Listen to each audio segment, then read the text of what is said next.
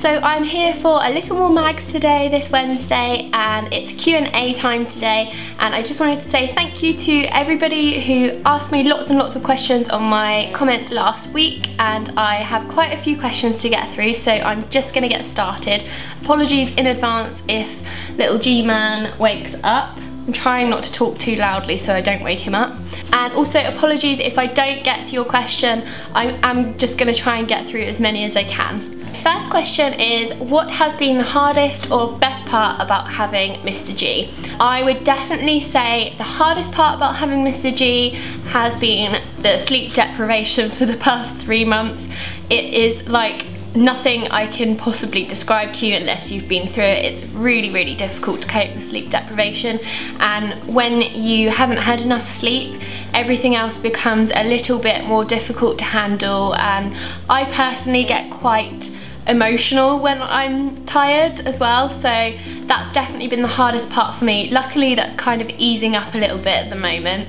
But yeah, definitely the hardest part is the sleep deprivation. The best part I would say is God, I don't know, there's just so many.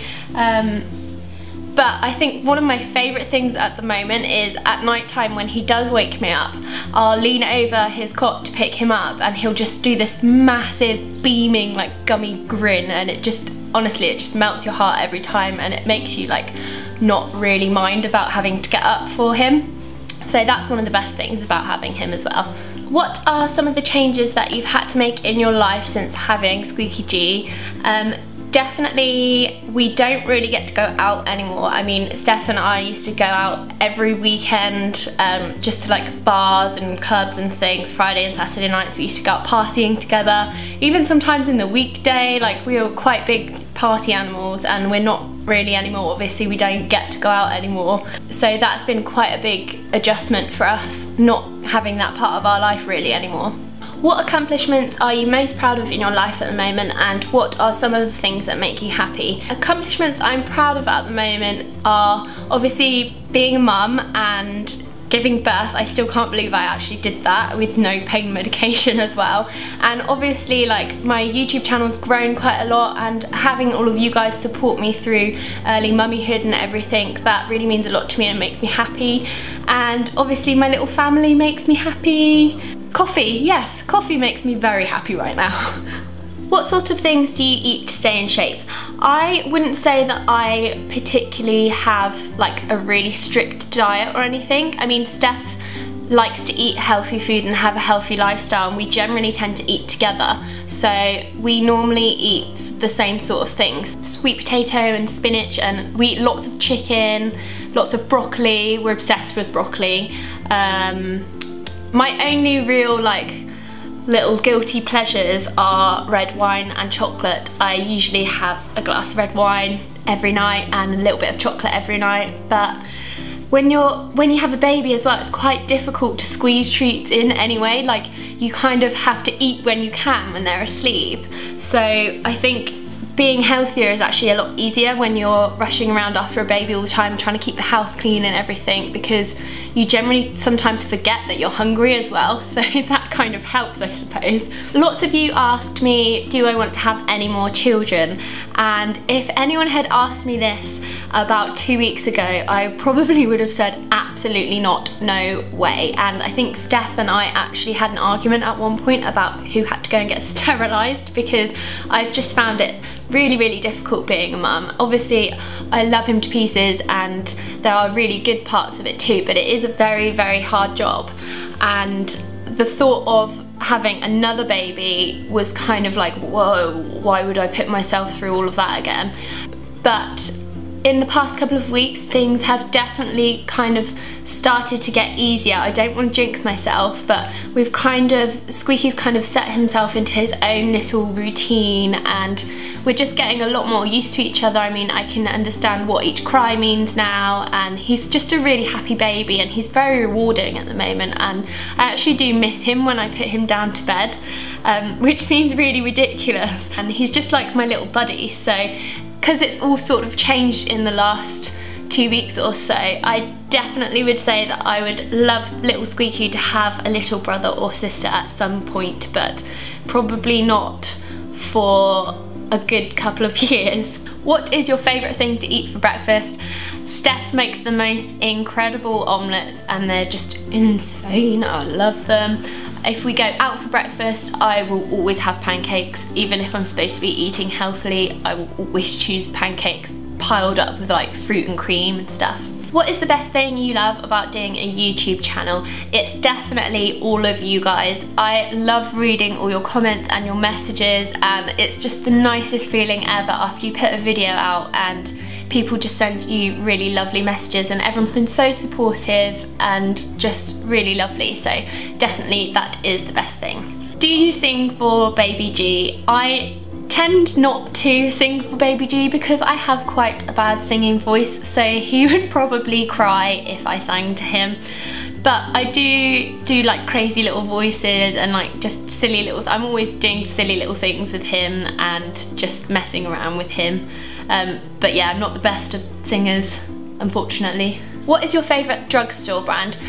This is a bit of a difficult one for me because I am a little bit of a makeup snob, so I don't really have one drugstore brand that I go to. I do really like the Max Factor Super Liner Felt Tip Liner, eyeliner. I do really like the Max Factor Super Liner eyeliner. And it's like a felt tip eyeliner. I really like that, and that's only about £6 or £7, and I actually haven't found a high-end equivalent of that. So I think I'm on about my third or fourth one now, and I really like that. I also really like the Barry M nail varnishes. Yeah, but I think that's it really. I tend to splurge a bit when it comes to makeup. This is a really interesting question. Somebody asked, do you wish that you could freeze time to stay in the moment that you're living in now? In some ways, yes, because, obviously I'm happily married and we've got our gorgeous little baby G and everything's going really well. Our YouTube channel's growing and we've got a baby clothing line about to come out, and everything's really positive in my life right now. So in that respect, maybe yes, freezing time would be good. But I also think that we've got so many good memories to make in the future and things to look forward to, and especially with little G now, like I can't wait for like his first day in school and him being able to talk and things like that. So in that respect, no. So it's kind of 50-50 with that really, I suppose. Somebody asked, I would love you to explain a bit of your story with Stefan. The story with Steph is that I applied to be a beauty intern at Heat magazine, and so I went into the office, and when I got there, there were no seats on the beauty desk, so I went to go and sit on the web design desk with all the geeks, and Steph was one of the geeks, and we sat opposite each other. And the rest is kind of history. We just got chatting, sent a few messages. We were messaging for quite a long time before I agreed to go on a date with him, and I actually blew him out a few times as well. But then when we went on our first date, it was just like we'd known each other forever. We just didn't stop talking the whole time, and we just had such a good time together, and that was it really. We've kind of been pretty much inseparable since then. Isabel asked, if Baby G was a girl, what would you have called her? Steph and I actually really like sort of unusual names, and we were going to call a baby girl Vari, which I think is an Irish name, spelt with a B, and I don't think many people we told that name didn't really have a very good reaction, so I've actually gone off that name, so I don't think we would be using that name if we did have a little girl in the future, but that was what we were going to call him if he was a girl. If you could pick one Megan asked, if you could pick one beauty product for the rest of your life, what would it be? That's so easy, I knew in an instant, and it would be foundation, because I just don't really like how my skin looks without foundation on, and it just seems to even everything out, and it just makes me feel a bit more confident and better about myself, so foundation definitely. How did you go about getting married in America due to the fact that you're both British? When I looked into getting married in England, it just seemed like such a massive headache, planning loads and loads of stuff, and it was going to cost a lot of money and things like that. So in the end we decided to elope, and we went to Vegas to get married, for those of you who don't know, and it was actually pretty simple. All we did was find a chapel where we wanted to get married, and we rang up booked that, and then we just found the local registrar office, I think it's called, and we just had to queue up the day before we got married and get a license. So you just do all of the legal stuff at the register office, and then that's it really. And we did that because when we looked into getting married in the UK, there was just so much stuff to organise that it just seemed like such a headache, and we just wanted to have fun basically. So we just thought we'd run away to America and get married. Want to come out? Yeah? You're so funny. He always looks me up and down like this and then smiles at me. You like it when I do it to you too, don't you? I'm gonna lick you up and down. I'm gonna lick you up and down. Yeah, do you want to come out and cuddle? Yes. Come out and say hello. Oh, you're such a heavy boy. Hi guys, I've arrived. What's up with the penny comments that Grayson always makes? I think it's really cute and funny, but what is the story behind it? Basically, Steph and I just thought it would be really funny if Grayson was obsessed with pocket money, but we just find it really funny that he would be obsessed with pocket money and pennies for his whole life. So that's why we always talk about him finding pennies and stuff, because he's just so desperate to get pocket money. Quite a few people asked me what was it like meeting Zoella. It was really surreal because she was the first blog I ever read, and I actually remember the day that I started reading her blog and thinking, oh, I should do something like that. So she really inspired me to start my own blog and YouTube channel. And she was just such a nice girl, and we just sort of were on the same kind of wavelength, and just, it wasn't awkward or anything. We just really got on with each other and just chatted for the whole day really. But yeah, it was really surreal, but she's just such a nice girl. She's so easy to get on with. So it wasn't weird meeting her or anything, it was kind of just like meeting an old friend. Ruby asked, what is your advice for finding a healthy and happy relationship? I think I would probably say just don't look for one, and eventually you'll meet the right person and it will kind of just happen. I think the harder you look for that type of relationship, the less likely you are to find that. One day you'll probably just stumble across that person that you've been looking for and you won't even realise it. And that's how it happened to me anyway. Chloe asked, what inspired you to create a little baby shop? And that's pretty easy. It was just the fact that I find it quite hard to shop for Grayson because everything's kind of nautical, navy, and like typical boy sort of stuff. And with girls, it's like you walk into the shop and most of the shop is girl stuff, and then there's like a tiny little section for boys, and it just really annoyed me. So I thought, do you know what, I'm just gonna go and make my own boys range, and we're doing girls as well, but I kind of wanted to focus more on the boys and doing something a little bit different for boys, because I'm basically sick of nautical. Tasty bunny, what are you doing with your bunny? Lily asked, what camera do you use for filming? And it is this one, which is this is my new one actually. It's the S110 Canon, and it's really good for vlogging because it's so small and you can just pop it in your handbag and carry it around without noticing it's there.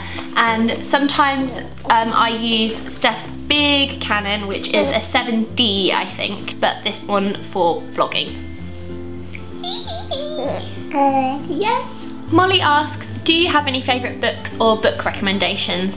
I think my favourite book at the moment is Oryx and Crake by Margaret Atwood, and it's just really magical and kind of like, it's like a sci-fi sort of book, something that you can actually imagine happening in a weird way. So Oryx and Crake, and I also really enjoyed The Curious Incident of the Dog in the Night. But we went to go and see the play and didn't really like that, but the book's incredible. I actually read it in one day, which is really saying something for me because it takes quite a lot for me to get into a book, and normally I'll read like half of it and then I'll stop reading it. So those two would be my recommendations at the moment. Do you enjoy vlogging, and are you embarrassed when you vlog in public? I obviously enjoy vlogging. I think it took me a little while to get used to speaking to a camera like it was a friend. I think I was quite sort of shy in front of it and a bit awkward at first, but now I'm used to it. As to vlogging in public, I definitely still feel a bit awkward when I'm doing it, and I kind of think that everyone around me is looking at me like, why the hell is she talking to the camera like that? So generally, say I was walking down a street, I would probably wait until the street was a little bit quieter, especially being in London, before I started filming. Or if there's someone walking towards me staring at me funny while I'm trying to talk to the camera, I'll generally just switch off and then start talking after they've walked past. So it can be a little bit strange, but I think it's just something you get used to if you're doing it all the time. What is the most exciting thing that you're looking forward to in Florida?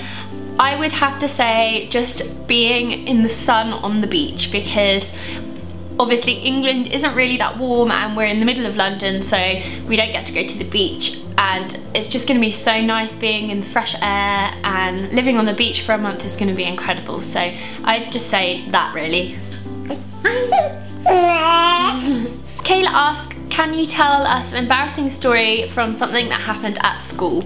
I think I was about 12 or 13 at the time, and I had decided that it would be a really good idea to wax my own upper lip. And I'd never done waxing before, and I just kind of like stole one of my mum's waxing strips and did it myself. And obviously if you wax yourself in the wrong way, it sort of like burns your skin and kind of takes a layer off your skin. And obviously because I'd never done it before, I did it wrong, and I ended up with really like red raw skin on my upper lip, and I had to go to school the next day and I couldn't cover it up because it was raw skin, and if you put makeup on it, it just looks worse than it already is. So I got to school and I was like trying to keep my head down for the whole day, and then all the girls were like, what's that on your face? What's that on your face? And then someone worked it out and was like, oh, Hannah tried to wax her upper lip. And then I was just really mortified for the whole day, and the whole like skin burning situation didn't go down for like a week, and it was just really embarrassing and something I would never like to really think of ever again, to be honest. So that's it for today's video for the Q&As. I'm really sorry if I didn't get to answer your question. I tried to answer as many as I could, but obviously I didn't want the video to be like 3 hours long because that would probably be really boring for you guys. But I will do another Q&A in the future, so hopefully I'll get around to answering more questions then. Oh dear. That's it for this week, and I will see you all for Sunday's vlog, and then next week's Wednesday video, a little more mags, where I am going to be packing Mr. G's holiday suitcase, and I am literally making lists of lists. Thank you all for watching and subscribing, and don't forget to give the video a big thumbs up if you liked it. Oh, before I go, let me know that you got to the end of this video by answering this question. If you were the opposite sex, what would you like to be called? And I will see you guys all next week. Bye! Say bye, Gigi! Say bye, Dribbly! I'm gonna blow a nice spit bubble. Bye!